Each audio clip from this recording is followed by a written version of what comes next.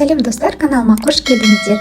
Магнитиктерге шығарған этикеткімді қалай жасағанымды осы видеода көрсетемін. Оны осындай мини принтермен шығарған болатынмын. Бұл бізде термопринтер деп аталады. Аты Omemo M110. Бұл принтердің бір ерекшелігі, ешқандай да ішіне бояу құймаймыз, өзінің бояуымен шығара береді. Бізге керекті этикеткіні бөлек сатып аламыз. Оның ссылкасын төменде қалдырамын. Және видео барысында қандай екенін сіздерге көрсетемін. Ең бірінші настройкасы туралы айтайық. Ішінде осындай қағазы бірге жүреді. Ол жерде өзінің QR коды бар. Сол QR кодты телефонмен сканерлеу арқылы біз программаны жазып аламыз. Одан соң ішіне осы принтерімізді Bluetooth арқылы тіркеп, біз өзіміздің этикеткімізді шығара береміз. Бізде этикетканы ішінен тауып алсаңыздар болады, немесе өзінің коробкасы келеді, соның қасында QR болады. Сол QR-ды сканер жасайтын болсаңыздар, бізге қандай этикеткінің керектігін шығарып береді. Маған ішінде осындай бір этикетка подарыққа келген болатын. Принтеріміздің ішінде осындай шнуры келген. Ол шнурмен біз зарядкілей аламыз. Принтер 2,5 сағаттың ішінде зарядкіленеді, және 5 сағат үздіксіз қағаз шығара алады екен. Осындай принтерді қайдан аламыз десеңіздер, мен өзім Валберштен алған болатынмын. Маған 15 мыңға шықты. Ал этикеткасын Pinduoduo'дан алдым. Pinduoduo'да бұл принтер 14-15 мың тұрады, Валберштегі сияқты. Бірақ та біз келгенде оның салмағына төлейміз. Сондықтан маған Валберштен арзанырақ шықты. Ал этикеткасы Валберште 3,5-4 мың аралығында тұрады. Ал Қытай сайттарында өте арзанға келеді, және көп көлемде алсаңыздар болады. Этикеткінің тек қана осындай түрлері емес, басқа да неше түрлі түрлері бар. Осы принтерға арналған, басқа принтерға арналған этикетканы алып қоймаңыздар, себебі бұл принтерге өзге этикеткалар келмейді. Телефоныңыз Android болса да, iPhone болса да, біз бұл принтерді қолдана аламыз. Екеуіне де осы программа жазылады.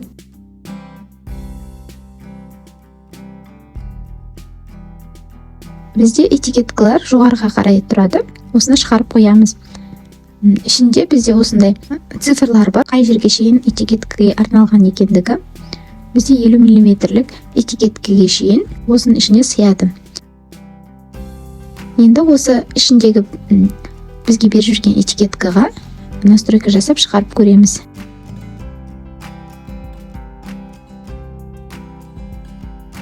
QR-ды сканер жасап, ең бірінші осы программаны өзімізге жазып аламыз. Камерамызды ашып, жаңағы QR-ымызды сканер жасаймыз, сонда бізге осы программаны шығарады. Программаны ашып аламыз, және сіздерде iPhone болса, App Store-мен жазып аласыздар, ал басқа да телефон болса, онда Play Market-пен жазып аламыз. Сіздерге айтуды ұмытып кетіппін, принтерді да қосып қоямыз. Видеода мана қалай қосқанымды көрдіңіздер, кнопканы басып тек қоса саламыз, ешқандай артық баспаймыз. Программамыз ашылғаннан кейін, осылай ең бірінші этикеткімізді шығарып көрейік деген сөз шығып тұр. Біз соны ары қарай басамыз. Автоматически подключение дегенді қосамыз. Бізде ОК деп басамыз. Бізге Bluetooth-ды қосу керек. Телефонмен Bluetooth арқылы жұмыс жасайды. Бізде Bluetooth-ды қостық, енді біз принтерімізді іздейміз. Принтеріміздің атын айтқан болатын, M110 деп ол бірден шығады.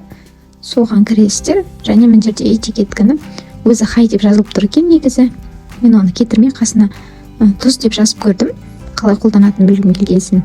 Негізі хай деп те солай шығарып жіберуге болады екен. Себебі ол принтерді іске қосу үшін бір этикетканы өзі шығарады екен. Мен төмендегі печать деген жерді басып, бірден печатқа жібердім. Ол маған дәл солай шығарып берді. Әрі қарай жарайсыз. Енді ішіндегі настройкаларын бірге үйренейік деген сөз шықты. Солай әрі қарай мен принтердің атын өзгерттім бұл жерде. Мини принтердің бірнеше модельдері бар екен, солардың ішінен өзімізге керекті модельді тауып алып белгілейміз.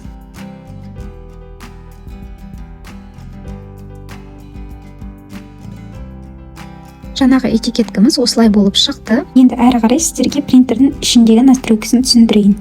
Бұл жерде жоғары жақта принтердің қосылып тұрғанын осындай жасыл белгімен білуге болады деп тұр. Ең бірінші бұл новый создание этикетки деп тұрғаны. Бұл бізде этикетканың қанша сантиметрлі этикетка екені барлығы жазылып тұратын жер. Сол жерде бізде дұрыс тұрма, соны біле аламыз. Енді бұл этикетканы осылай көлденең немесе жоғары қарай етіп шығара аламыз. Оны осы жерден таңдаймыз. Принтердің ішіндегі настройка этикетка деген жерден таба аласыздар. Одан соң этикеточная бумага деп тұрған жерде біз өзіміздің этикеткамызды таңдай аламыз. Ол жерде бірнеше түрі бар. Сол жерден таба алсаңыздар, сол жерден таңдап шығара беруге болады.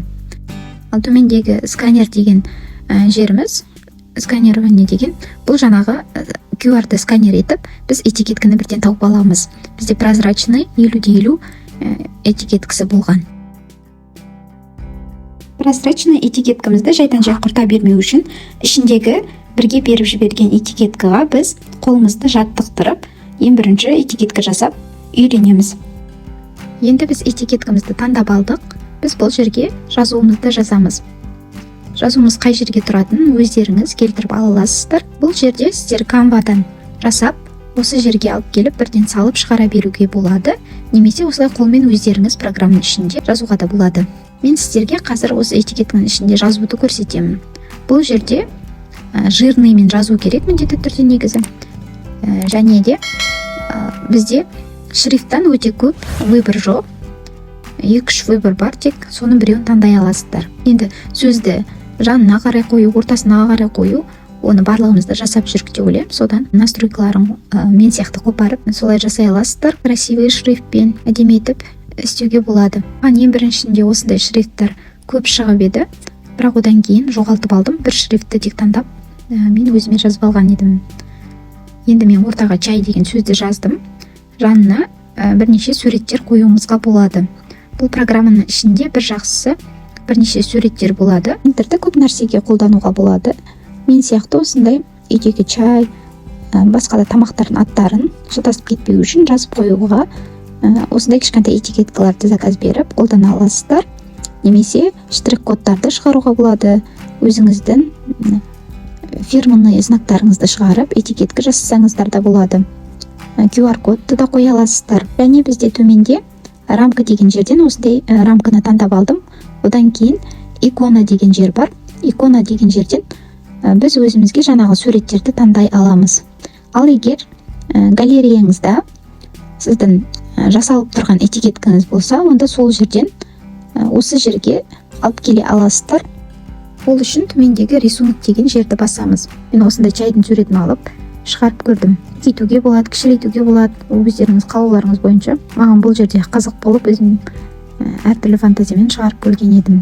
Және қасына мен гүл қойдым. Енді әрі қарай сохранить етіп қойсаңыздар болады, немесе печатать этикетка деп әрі қарай өтеміз.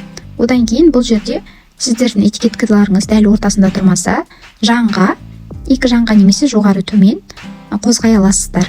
Одан кейін біз принтерімізді Bluetooth-бен тауып аламыз. Мен айтқандай, содан кейін бірден шығарамыз. Менде осылай шықты.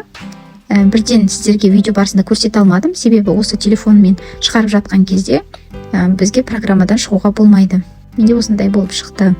Енді екінші этикетканы осы біз қолданатынымыз, оны қазір қалай настройка жасауын көрсетемін. Енді бізге қажетті этикеткамызды осылай алып аласыздар. Өзінің коробкасы болады, коробкасын жоғалтпаймыз. Ішінде осындай менде этикетка бірге келді айтқандай. Сол этикетканы шығарып тастаймыз. Және жаңағы өзімізге қажетті дөңгелек 50-50 миллиметрлік прозрачный этикеткамызды шығарамыз.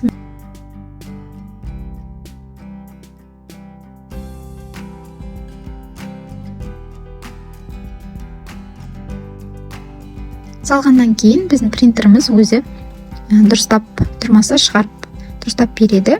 Енді QR-ды біз сканер жасаймыз. Біз сканированияға кіреміз.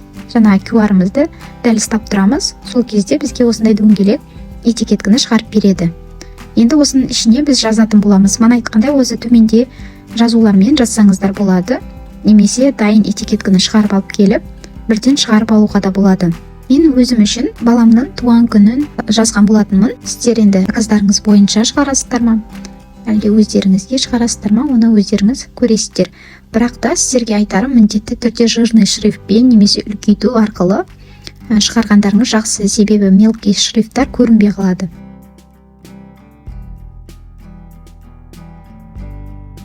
Неге? Менде осындай әдемі этикетке шыққан болатын. Ары қарай қалай жабыстыру керектігін видеода көрсеттім басқа видеомда жаңағы магнитик жасаған. Енді Canva программасында қалай жасаймыз сол туралы көрсетіп кетейін.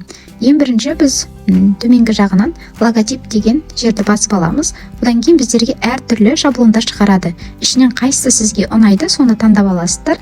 Мысалға мен мынаны таңдадым делік. Бізде жас жұбайлардың аты болуы мүмкін.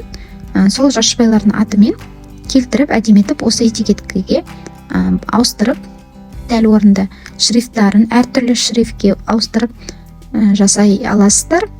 Canva'да өте көп шрифттар бар әдемі, және де бетін, формасын өзгертуге болады бұнда. Немесе басқа да шаблондарды алып келіп, осы жерге қоя аласыздар. Егер сіз Canva программасын білмейтін болсаңыз, онда үйреніп алуға кеңес беремін. Ең қажетті программа бұл бәрімізге де.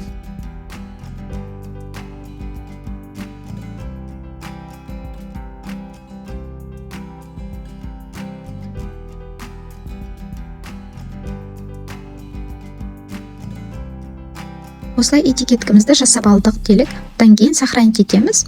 PNG мен сохранить еттім мен.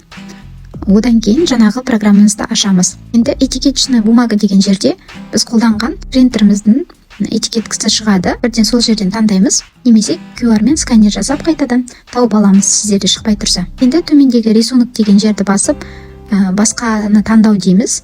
Жаңа жасап алған этикеткімізді таңдап аламыз. Енді осы жерде жан-жағын размерлерін жақындатып, қысқартып, жазуды қақ ортасына үлкен етіп алып аламыз. Одан кейін біздерде цветін таңдау болады.